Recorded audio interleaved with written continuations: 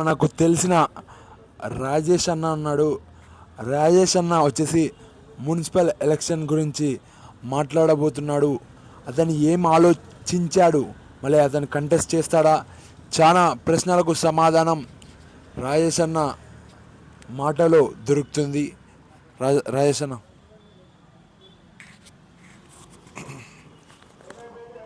అందరికీ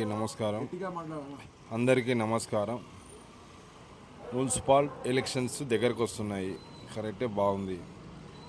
కాబట్టి ఇప్పుడు మున్సిపాలిటీ ఎలక్షన్లు వచ్చే ముందరేమో కౌన్సిలర్లు గెలిచినారు కానీ, కాబట్టి ఇంత మున్సిపాలిటీ ఎలక్షన్లు వచ్చేటప్పుడే జనాలు గుర్తుకొస్తారు. గెలిచినాకనేమో ఎవరు గుర్తుకు రారు. తర్వాత వార్డులలో కాలువలు సరిగా లేవు, లైట్లు సరిగా లేవు, చుట్టుపక్కల కంచెలు మొలిచినాయి. ఇటువంటి పరిస్థితి ఎట్లా అంటే, ఓట్లకేమో జనాలు మతికొస్తారు, లేకుంటే పైసలన్నా ఇచ్చి మనుషులను జనాలు మప్పించుకుంటారు.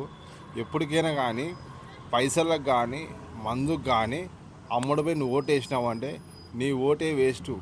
నిజాయితీగా వార్డులో కౌన్సిలర్ని గెలిపించుకొని నిలబెట్టి, మా వార్డులో సమస్యలు ఉన్నాయి, కాలువల సమస్యలు ఉన్నాయి, కమిటీలు సరిగా లేదు, అవి సరిగా లేవని నిలబెట్టి చేయించుకోవాలా.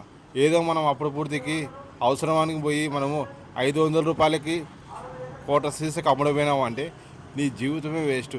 కానీ అభివృద్ధి కావాలా. వార్డులలో ప్రతి కులానికి ఒక కమిటీ హాల్ ఉండాలా.